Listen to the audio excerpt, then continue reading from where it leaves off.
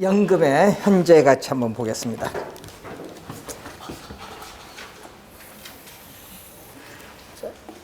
현재 또 주어졌겠죠.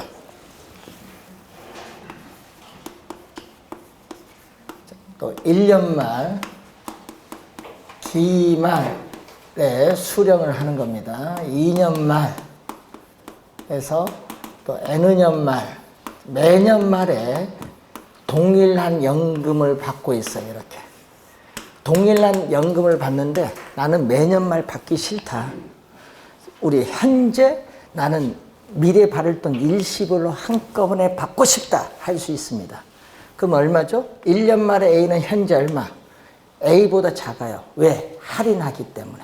그럼 할인하니까 얼마죠? 우리 1 플러스 R에 1승 1년이니까.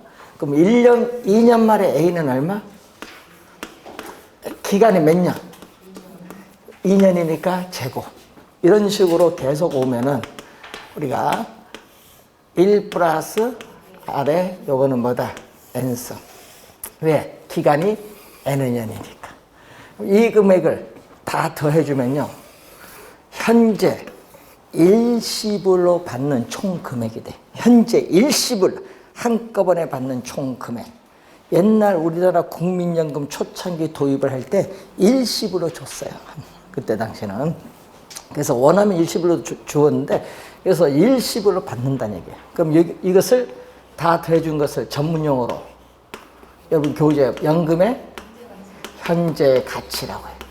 일시불로 받는 금액인데 또 공통되는 숫자를 A를 묶어내면은 1 플러스 R의 1승분의 1 플러스 R의 제곱분의 1 해서 또 1 플러스 R의 N승분의 1. 또 이것도 우리 아까 유도한 것처럼 등비 수열에 합구하는 공식이에요. 이것을 또 우리는 뭐라고 하냐. 또 연금일 땐 또 연금 붙이세요. 연금일 땐 연금 붙이고 또 현재 가치일 때는 또 현재 가치 개수라고 하면 돼요. 그러면은 또 뭐죠? 매 기간 연금액 A1에 연금의 현재 가치 개수를 곱하면 연금의 현재 가치를 구할 수 있다. 현재 일시불로 받는 총 금액, 이걸 구해주는 개수를 연금의 현가 개수라고 하죠. 자, 그럼 중간에 284페이지 밑에 저당상수란 용어가 나오죠. 자, 요 A는 양면을 또 뭘로 나눠주냐 하면은 뭘로 나눠주냐면 요 빨간 수식으로 이 빨간 수식을 양면에 나눴어요. 그러면 또 연금의 현가 개수분의 1인데 또 이 수식을 우린 전문용어로 저당 상수라고 해요. 그럼 요 두 개 곱하면 얼마냐? 요거 두 개 곱하면 1. 그러니까 무슨 관계? 역수관계다.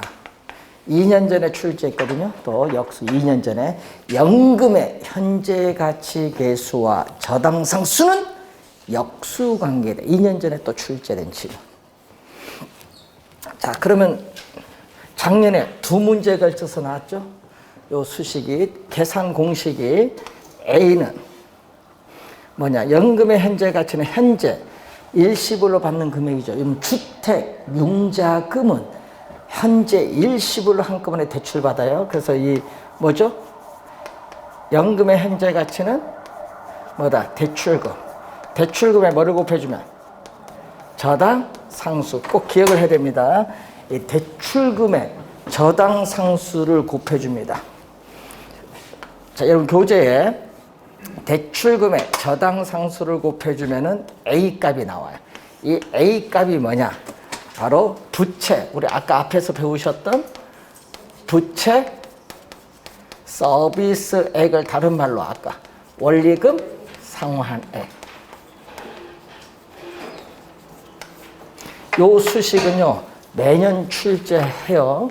뭐일 때? 대출을 받으면은 여러분 29회 시험에는 이걸 원금으로 출제했어요. 원금이 아니라 원리금 균등 상환 방식. 원리금 균등 상환 방식일 경우에 요 수식을 이용하는데 요거 계속 출제가 되는 수식 반드시 기억해야 됩니다. 자, 여러분 대출금의 저당 상수를 곱하면은 매 기간 갚아 나가는 원리금 상환액을 구할 수 있다.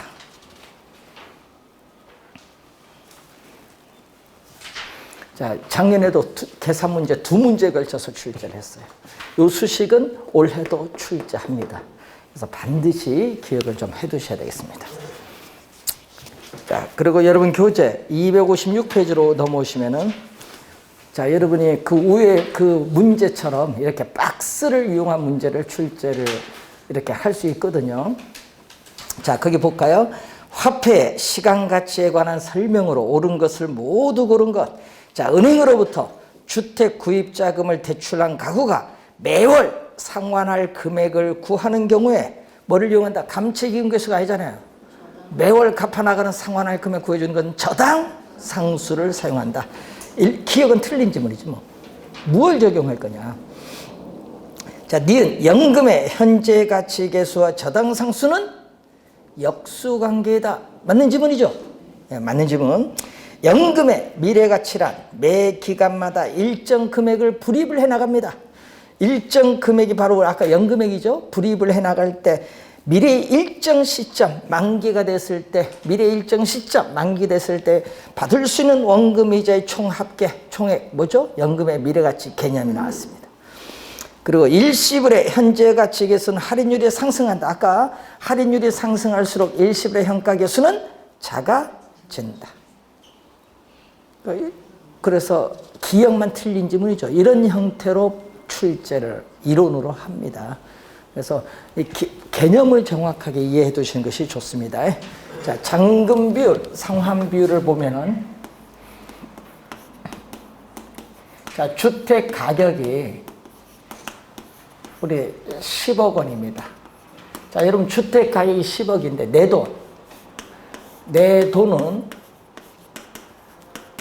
돈은 2억을 투자를 했는데 금융기관에 대출금은 얼마? 8억.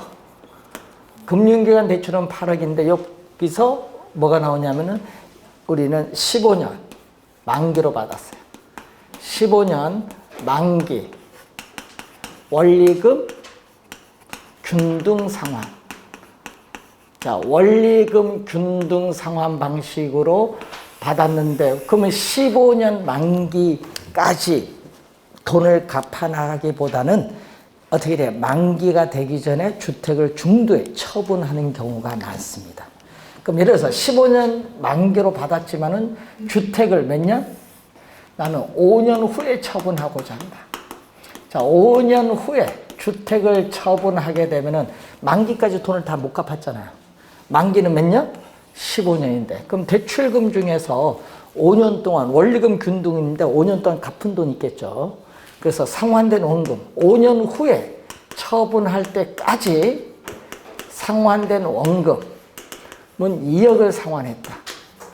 그런데 문제는 그 못 갚은 돈은 상환된 원금이 2억이면 미상환된 원금은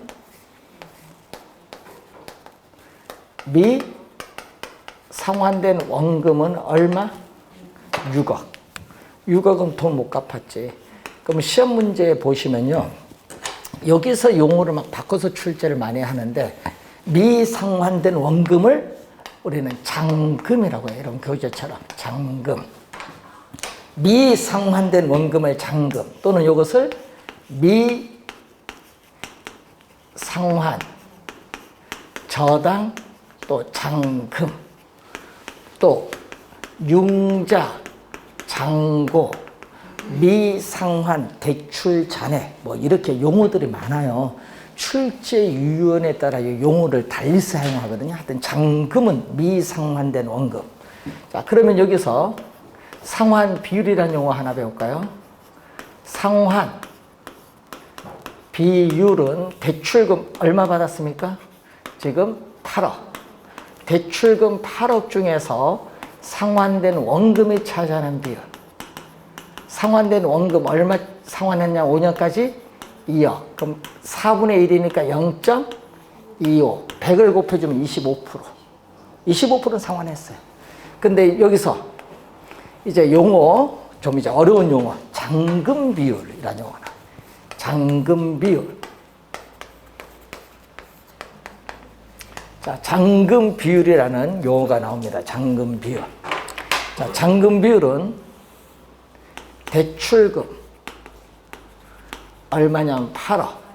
대출금 8억 중에서 미상환된 뭐죠? 원금. 미상환된 원금 얼마냐? 6억. 그럼 4분의 3이니까 0.75. 요거 두 개 더해주니까 얼마죠? 1. 요걸 또 출제를 또 26회 9회 시험에 또 출제를 했었죠. 뭐를 출제했냐? 요걸 출제했어요. 상환 비율과 잔금 비율의 합은 얼마냐? 1이다. 이 지문을 우리는 출제를 했어요. 그래서 12회 시험에 처음 나오고요. 26회, 29회 시험에 출제를 한 거. 요 지문. 29회는 요거 0으로 출제했죠. 상환 비율과 잔금 비율을 대주면 얼마 나온다? 1. 꼭 기억을 해둬야 돼. 그럼 또 시험에 많이 나온 또 지문 하나 봅니다. 자, 요 수식에서 또 시험에 여러분 앞으로 공부하다 보면요, 많이 또 보게 된 수식이 있어요. 지분 비율이라는 수식을 또 많이 보게 돼요. 지분 비율. 지분 비율은요, 부동산. 아까 우리 부채 비율도 배우셨잖아요. 그럼 부동산 가격에 대해서 뭐? 내 돈, 자기 자본, 지분. 부동산 주택은 10억인데 내 돈 얼마? 2억. 0.2. 자, 그리고 대부 비율. 우리 뉴스 신문에서는 담보 인정 비율이라고 하죠. LTV라고 해요. 약으로. 이것은 부동산 가격에서 뭐가 차지하냐면 대출금이 차지하는 비율. 자, 부동산 가격은 지금 얼마? 10억인데 대출은 8억을 받았으니까 얼마? 0.8. 또 더해주니까 얼마? 1. 또 이것을 또 이용을 해서 또 출제를 또 많이 해요. 지분 비율과 또 대부 비율을 대주면 또 얼마 나온다? 1. 그래서 여러분 요 두 수식은요, 시험에 많이 활용을 하거든요. 이 상환 비율과 잔금 비율 대주면 1. 지분 비율과 대부 비율 대주면 얼마? 1.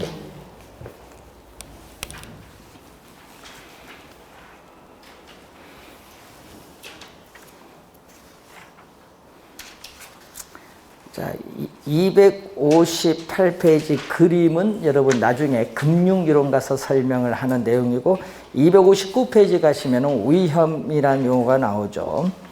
자, 위험이라는 것은 미래의 불확실성이 위험이에요. 이런 미래 불확실성의 투자나 개발을 하면요, 위험이 존재한다는 겁니다. 그래서 불확실성의 정도, 요즘 주식시장에서 보면요, 변동성이라고 해요. 주식시장의 변동성 자체가 위험입니다. 변동성이 크다 얘기 많이 하거든. 그만큼 위험이 크다는 겁니다. 그래서 이 위험이라는 용어 우선 하나 확인을 좀 해봤는데, 이 투자에 따른 위험의 유형, 올해 여기서 또 출제가 예상이 되는 부분인데, 260페이지에 보시면은,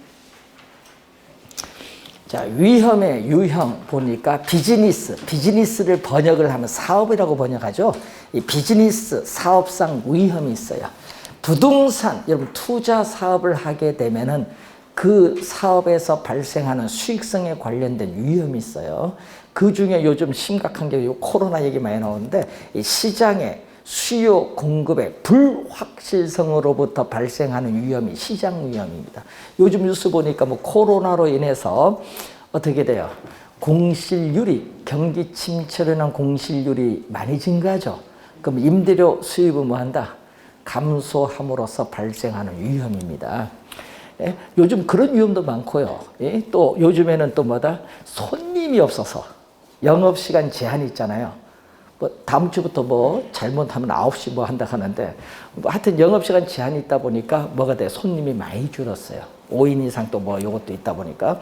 그러다 보니까 임대료 감당이 안 돼. 임대료는 비싼데 매출이 안 되니까 요즘 어떻게 돼요? 임대료를 감당하지 못해서 폐업을 하는 경우가 많아요. 그러다 보니까 또 공실이 또 늘어나. 그래서 또 어떻게 돼요? 건물주는 임대료 수입이 줄어. 여러분 건물주가 임대료 수입 들어와야 되는데 안 들어오면 어떻게 돼?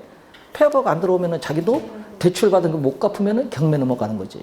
그러니까 얼마나 여기 위험이 높아요. 그래서 요즘에 상당히 위험이 많이 높은 것 같아요. 자, 그런 위험이 시장 위험. 또 운영 위험이라는 게 있어요. 운영 위험. 자, 부동산을 보유하면서 운영을 하시겠죠. 그럼 운영할 때 가장 중요한 게 비용이에요.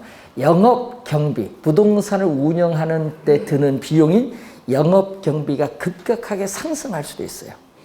또 뭐가 있어요? 임대료를 또 뭐 한다? 연체하거나 지연할 수도 있거든요. 임대료가. 그런 문제도 있고 또 부동산 관리 회사의 근로자가 파업을 할 수도 있어요. 이러한 것으로부터 초래되는 미래 수익의 불확실성으로부터 야기되는 위험이 운영 위험이에요. 운영 위험.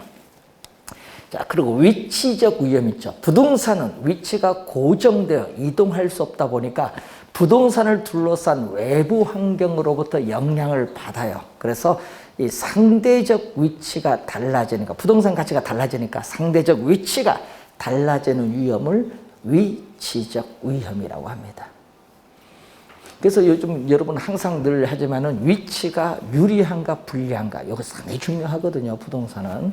그래서 상가 점포에서는 위치가 상당히 중요합니다. 자, 그리고 금융위험이라는 게 있어요. 여기 29회 시험에 출제했거든요. 금융은 뭐죠? 자금을 금융기관으로부터 융통받은 거잖아요. 이 금융기관으로부터 융통받은 자금, 이 부채가 많을수록 원리금 상환 부담은 높아지죠. 그러면 돈을 못 갚아. 채무 불이행될 가능성이 점점 높아지면서 발생하는 위험을 금융적 위험, 그 개념을 출제했었죠.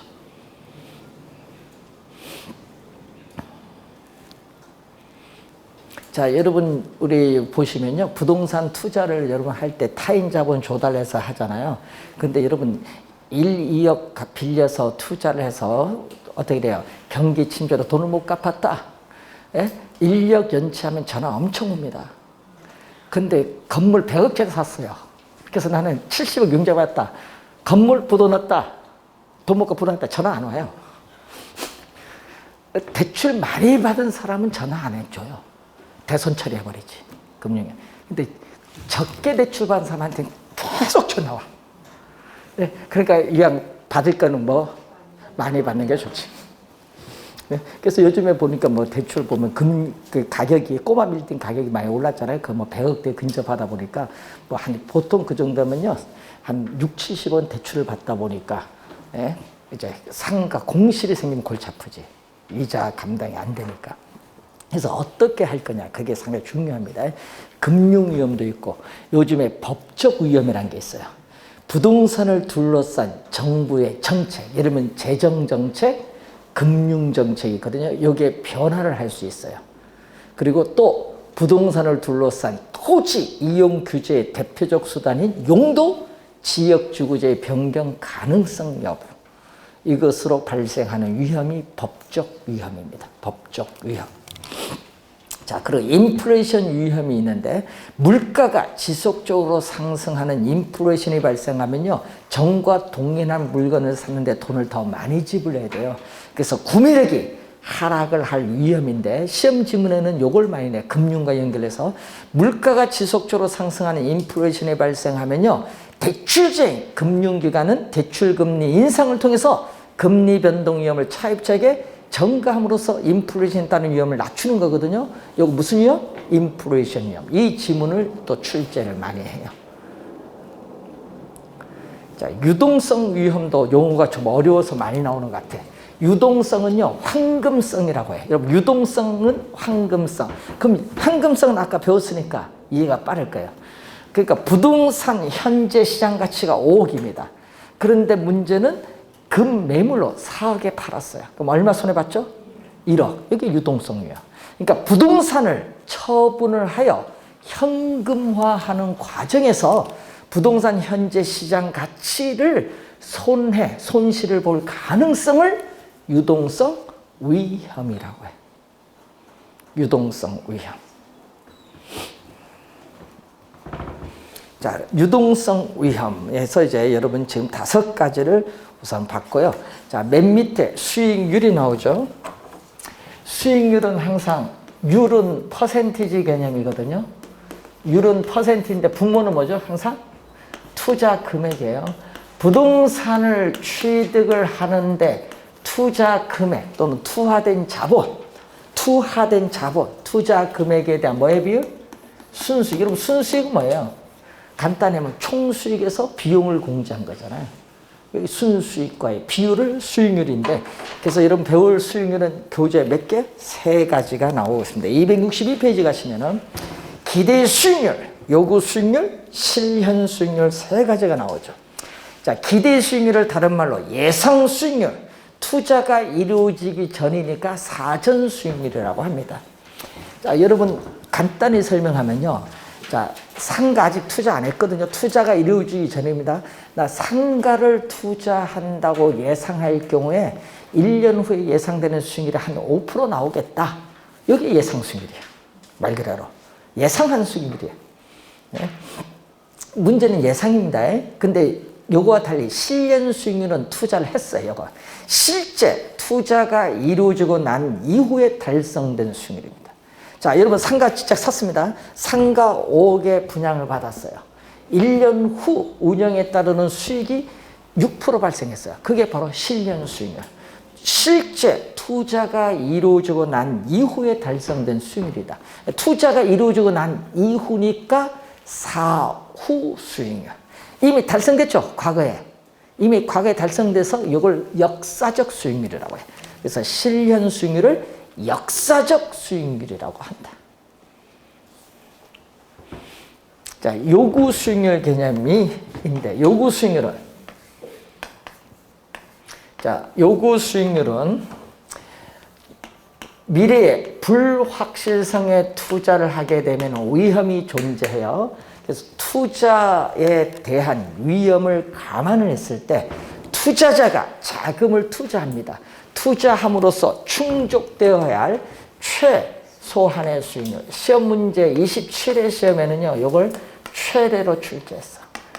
최대가 아니라 최소한의 수익률이다. 최소한의 수익률. 말을 바꿔서 또 출제를 많이 하죠.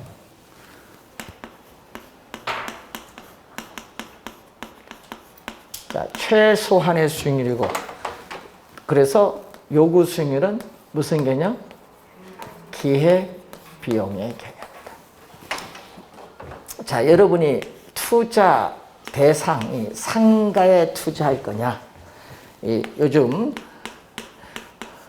어제 뉴스 보니까 개인이 조달할 수 있는 자금 중에서 65% 이상이 주식에 투자했다고 해야 돼요. 부동산 하도 규제를 해버리니까. 어제 뉴스 보니까 주식, 또 국가의 채권, 국채 또는 정기 예금. 자, 예상되는 수익률. 자, 예상되는 연간 수익률이 상가 6%, 주식 10%, 국채 2%, 정기예금 3%. 그럼 여러분 어디 투자하겠어요? 자금? 예상되는 연간 수익률이 높은 주식을 선택을 했겠죠.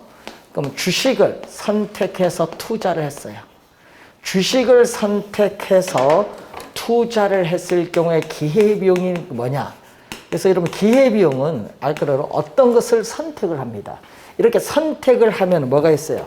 선택을 했을 때 포기되는 것 중에서 최대 몇 프로?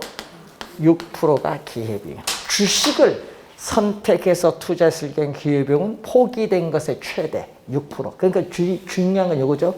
예상되는 연간 수익률 10%를 보고 주식에 투자했지만 나는 최소한 몇 프로? 최소 6% 이상은 받아야 되겠다. 최소한의 수익률. 그러니까 여러분 가끔 여러분 얘기하죠. 나는 어디 투자하면 최소 몇 프로 이상은 나와줬으면 좋겠다. 그 최소 얘기를 많이 하는데 그게 바로 여러분 얘기하는 무슨 수익률? 요구 수익률. 요구 수익. 그래서 요구 수익률인데, 자, 여러분 투자에 대한 대가는 두 가지 있어요. 여러분 투자에 대한 대가는 수익이 나오는데 그 수익에는 시간에 대한 대가도 있고요. 위험에 대한 대가 두 가지가 있어요. 시간에 대한 대가, 위험에 대한 대가 두 가지가 있다는 걸 염두에 좀 두시면서, 자, 밑에 기대 수익률, 요구 수익률 관계 시험에 최근에 5번 출제를 했었죠. 항상 투자를 하느냐 안 하느냐 이걸 잘 보셔야 됩니다. 자, 여러분 그 교재 보시면은 기대 수익률과 무슨 관계? 요구 수익률.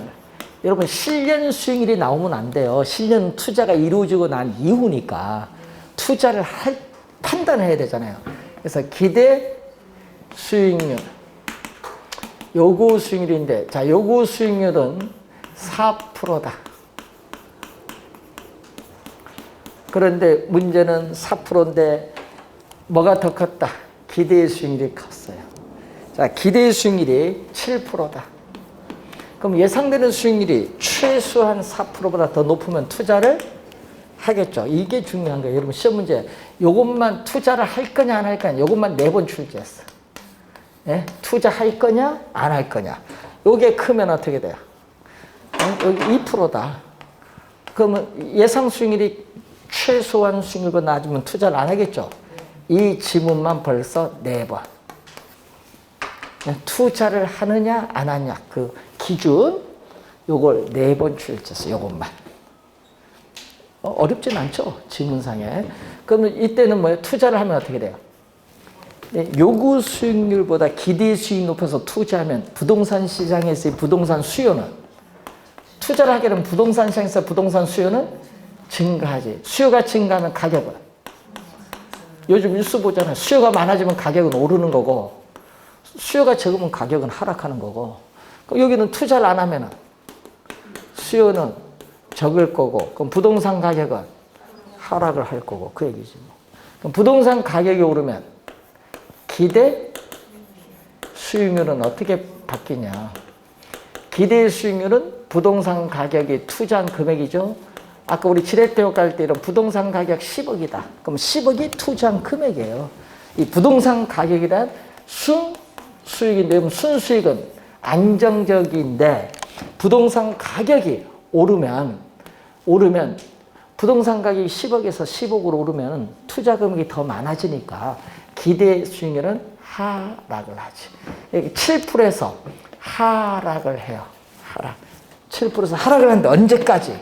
서로 두 수익률이 서로 같을 때까지 하락해. 그럼 같을 때 우리는 뭐가 되냐? 균형이다. 같을 때 균형. 그럼 균형을 이룬다는 것은 부동산 시장과 자본시장에서 돈이 흘러가지 않는다. 정지되어 있는 거예요. 이동이 없다. 이때는 어떻게 돼요? 이때는 부동산 가격이 하락을 하잖아요. 투자 금액이 10억에서 뭐 5억으로 하락했다. 투자 금액이 더 줄었는데 수익은 변화가 없는데 투자 금액이 줄어들면 기대되는 수익은 더 높아지겠지. 언제까지? 또 4%와 같을 때까지 뭐 한다? 상승을 한다. 그럼 여기서 이렇게 묻거든요. 시험 문제. 기대 수익률이 요구 수익률보다 크면 부동산 수요가 증가해서 기대 수익률은 상승한다. 맞아요? 틀려요? 틀렸죠? 그렇게 출제하는 거예요. 시험 문제. 거기서 이제 이 추론을 잘 해야 돼요. 그 지문을 21회 시험에 한번 출제했어요. 예? 이렇게 묻는 건 21회 시험에 한번 이런 형태를 출제했어요. 그리고 요거 투자할 거냐 안 할 거냐 이것은 우리가 4번 출제했고. 그래서 요 내용을 좀 잘 이해를 해 두셔야 됩니다. 올해도 나올 수도 있어요. 자, 우선은 그 내용을 여러분 교재에 263페이지 위에까지 설명을 하고 있고요. 264페이지로 오시면은 이 위험에 대한 투자자의 태도는 크게 3가지로 보고 있어요. 대부분의 투자자는 어떤 투자자? 여러분 대부분의 투자자는 여러분 위험, 회피형. 대부분의 투자자는 위험, 회피형 투자자를 위험, 회피형 투자자를 우리는 합리적 투자자라고 해요. 자, 위험 회피형 투자자를 합리적 투자자.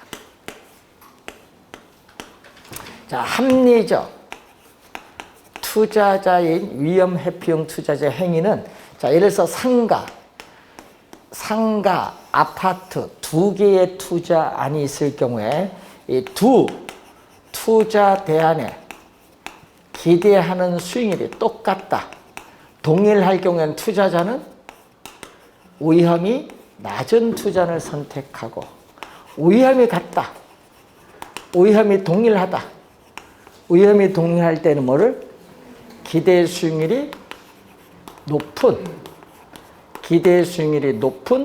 투자안을 선택을 한다. 자, 이게 여러분이 위험 회피형 투자자의 행위고, 대부분의 투자자가 요걸 가지고 있어요. 자, 그리고 거기 위험 중립형 투자자가 있죠. 위험 중립형은요, 위험이 높든 낮든 위험에 관계없이 뭐만 본다? 기대 수익률만 보면서 투자하는 사람. 그래서 무차별 곡선이 그 그림에서 보시면 뭘로 간다? 수평선이 돼. 무차별 곡선은 투자자에게 똑같은 만족을 가져다주는 위험 수익, 기대 수익률을 연결한 곡선입니다. 그 무차별 곡선 사이에 어느 점이든지 만족은 똑같습니다. 자, 그리고 위험 선호형 또는 위험 추구형 투자자는 그림 보니까 뭐죠? 무차별 곡선이 우하향하는 그러한 위험 X축, 위험축으로부터 오목한 형태의 우하향하는 곡선이 돼요.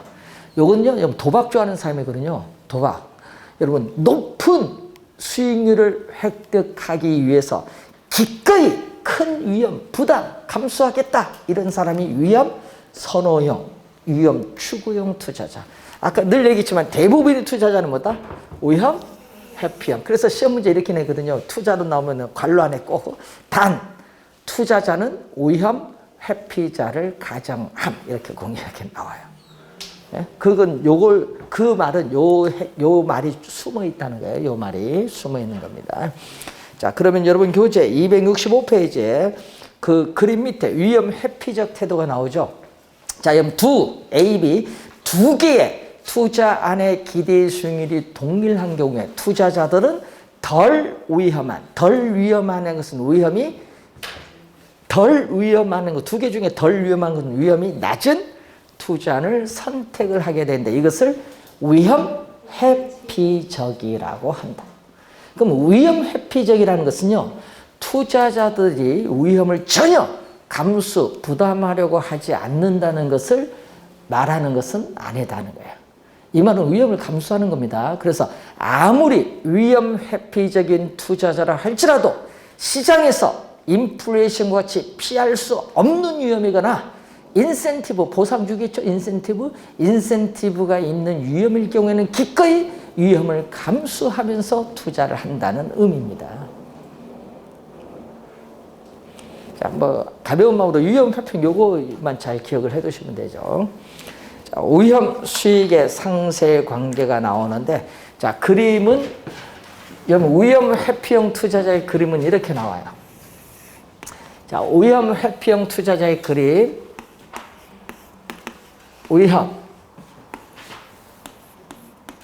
위험 기대 수익률 평면에서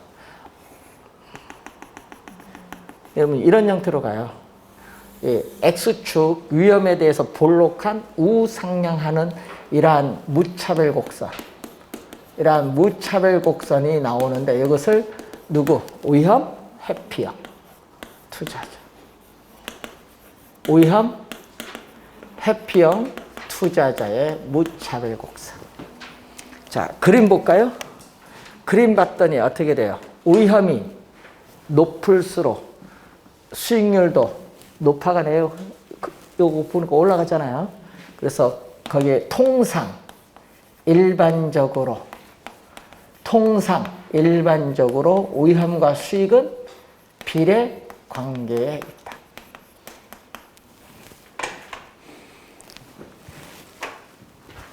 자, 여러분 시험 문제에 요게 포인트예요. 비례. 여러분 이런 의미거든요. 투자자가 투자자가 시장에서 부담을 하는 위험이 높을수록 투자자가 요구하는 기대의 수익률도 점점 높아지는 것이 일반적인데, 화살표 보세요. 화살표가 같은 방향으로 변동하면 뭐다? 플러스. 우리 경제론에서 화살표가 같은 방향으로 변동하면 무슨 관계? 플러스 양의 관계. 플러스를 뭐라고? 비례의 관계. 되겠죠? 플러스를 뭐? 비례. 그럼 시험 문제는 또 뭘로 출제한다? 이것을 반비례 또는 뭐 마이너스 음의 관계로 출제할 거 아니에요. 이걸 뭐라고 하죠? 여러분 그 교재에 나온 듯이 이것을 위험 수익의 뭐다? 상쇄, 트레이드 오프, 상쇄 관계. 여러분 교재에 위험 수익의 상쇄 관계. 여러분 위험이 높을수록 수익률도 높는데 이 두 개가 상쇄가 된다 이 말이에요. 상쇄된다. 트레이드 오프라고 합니다. 자, 그 내용이 여러분이 거기에 교재에 265페이지 맨 밑에 우선 위험 수익의 상쇄 관계가 나와 있고 266페이지 보시면은 그게 무위험률 볼까요? 자, 위험이 제로다. 여러분 위험이 제로일 때 여기 2%다. 위험이 제로일 때 얻을 수 있는 수익률. 즉 위험을 전혀 수반하지 않을 경우에 얻을 수 있는 수익률. 위험을 전혀 수반하지 않는다. 이 말은 장래 기대되는 수익이 확실한 경우의 수익률. 장래 기대되는 수익이 확실한 경우의 수익률을 말해요. 확실하다. 그러면 여러분 예를 들면 뭐죠? 국가가 보증한 뭐죠? 국채. 무위험 자산의 수익률을 줄여서 무위험률이라고 하는데 무위험 자산은 국가가 보증한 뭐다? 국채를 예를 들어 볼 수 있죠. 국채 수익률. 그러면 여러분 1년 만기 국채를 샀어요. 그럼 1년이라는 시간에 대한 대가에 이자만 줘. 위험에 대한 대가는 없어요. 국가가 보증이 있기 때문에. 그래서 여기에 무위험률의 크기. 자, 여기에 몇 프로일 때? 3%일 때. 요 크기는 0일 때도 2%, 3%일 때도 2%야. 예? 위험에 대한 대가는 없어. 시간에 대한 뭐만 주지. 그래서 요 2%가 순수한 뭐에 대한? 순수한 시간에 대한 대가다. 그래서 무위험률은 순수한 시간에 대한 대가를 지불하지 위험에 대한 대가는 없어. 위험이 높든 낮든 요 2%는 변화가 없습니다. 자, 여러분 한번 볼까요? 여기 5% 할까요? 자, 여러분 제로일 때 몇 프로? 2%. 근데 위험이 3%일 때는 얼마? 위험이 3%일 때는 5%. 근데 이 두 점은 투자자에게는 똑같은 만족을 줘요. 네? 똑같은 만족은 똑같은데 뭐만? 위험과 기대의 수익률 조합만 다를 뿐. 되겠죠? 그래서 이 곡선상의 어느 점이든지 투자자의 만족은 다 똑같다는 걸 염두에 두시면 돼요. 그게 무차별 곡선입니다. 자, 이때 요 크기를 뭐라고 해요? 그러면 요 크기. 자, 여러분 요 2%는요. 요 2%는 2.1% 될 수도 있고요. 1.8% 될 수 있어요. 자, 여러분 국가가 기준금리를 올리면 무위험률도 오르거든요. 그래서 요 고정된 것이 아니라 무위험률의 크기는 일반 경제 상황이 변화함에 따라 달라질 수 있어요. 고정된 것이 아닙니다. 자, 이때 요 크기를 뭐라고 해요? 요 크기. 요거는 순수한 시간에 대한 대가고 요거는 위험에 대한 대가. 위험 할증률. 할증률 여러분 그걸 번역을 하면 프리미엄이라고 해요. 여러분 프리미엄이라는 영어 단어를 번역한 게 뭐다? 할증률. 시장에 증대되는 뭐에 대한 대가? 위험에 대한 대가. 그래서 투자에 대한 대가는 두 가지. 시간에 대한 대가, 위험에 대한 대가로 지불되는 거예요. 수익에는. 자, 이때 무위험률인데 여러분 요 크기를 뭐라고 하냐? 투자자의 위험에 대한 회피도. 자, 투자자에 대한 위험에 대한 회피도인데 위험에 대한 회피도가 크면 어떻게 돼요? 투자자의 위험에 대한 회피도가 클수록 무차별 곡선의 기울기는 급해져요. 무차별 곡선의 기울기가 급한 것은 보수적인 위험 회피형 투자자. 무차별 곡선의 기울기가 완만한 것은 공격적인 위험 회피형 투자자. 자, 그러면은 동일한 위험에서 위험이 3%, 동일한 위험에서 공격적은 몇 프로를 요구한다? 5% 수익률을 요구하겠지만은 보수적은 위험을 더 피해야 되기 때문에 이렇게 더 높은 수익률, 보수적은 이렇게 더 높은 수익률을 요구한다. 주어진 동일한 위험에서 공격적인 위험 회피형 투자자보다 보수적인 위험 회피형 투자자가 더 높은 수익률을 요구한다. 자, 그래서 또 시험에 많이 나오는 질문 한번 볼까요? 위험을 전혀 수반하지 않을 경우에 얻을 수 있는 무위험률에다가 증대되는 위험에 대한 대가인 할증률을 가산한 이 요구 수익률을 위험 조정률, 위험 조정 할인율이라고 해요. 자, 시험 문제 요거 2번 출제했거든요. 요거 무위험률이 2%에서 3% 오르면 요구 수익률도 올라요. 예? 예? 26회, 29회 나왔잖아요. 또 무위험률이 하락을 하면은 또 뭐도 요구 수익률 한다. 요게 또 2번. 또 요것도 2번 나왔어요. 이때 위험은 이제 뒤에서 이제 배우시게요. 체계적 위험이에요. 자, 체계적 위험인데 이 체계적 위험이 상승을 하면은 어떻게 돼요? 투자자의 요구 수익률도 뭐한다? 상승한다. 그것도 시험 문제 2번 출제했죠. 자, 그럼 여러분 교재에 보시면은 위에서 2번째 266페이지 위에서 2번째 투자자의 요구 수익률은 피할 수 없는 위험이 증대됨에 따라 상승되며, 이 지문이 2번 출제. 믿죠?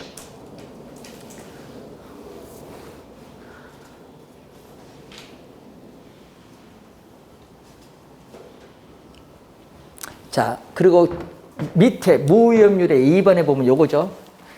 요 위험 회피도, 요 각도, 이 위험 회피도는 무위험률과는 관계가 있다 없다? 관계가 없다. 관계가 없다에 미쳐도. 시험에는 관계 있다 내거든요, 나중에. 그럼 시험 문제 이렇게 내거든요. 투자자의 위험 회피도는 무위험률에 따라 달라진다? 틀렸죠? 관계가 없습니다. 자, 그리고 거기 피셔 효과 볼까요? 자, 요 투자자의 요구 수익률에 영향을 미치는 또 하나의 요소가 인플레이션인데, 인플레이션이 발생하면요, 돈의 가치가 떨어지니까 투자자는 손해요. 이 인플레이션이 예상되면 예상된 인플레이션율만큼 투자자의 요구 수익률도 그만큼 높아지는 거예요. 더 높아지는데 이것을 뭐라고 하죠? 어빙 피셔라는 학자 이름 따서 피셔 효과라고 해요. 피셔 효과. 인플레이션이 예상되는 경우에 예상된 인플레이션율만큼 투자자의 요구 수익률이 더 높아지는 것을 피셔 효과라고 합니다. 자, 그리고 여러분 교재 요구 수익률 관련해서 267페이지에 거기 중간에 또 수식이 하나 나오죠. 이건 뒤에 가서 또 한번 배울 텐데, 자, 이 수식은 뒤에 가서 또 한번 배우는 수식. 부동산의 가치는 부동산 소유에서 비롯되는 장래 기대되는 수익을 현재의 가치로 할인을 하는데, 현재의 가치로 할인을 할 때 할인율로서 뭐를 사용한다? 요구 수익률을 사용한다. 자, 요 수식 거기 나와 있죠? 교재. 그럼 여기서 자, 여러분 이제 봅니다. 투자자가 부담하는 위험, 투자자가 부담하는 위험이 높을수록 투자자가 요구하는 수익률도 높아지죠?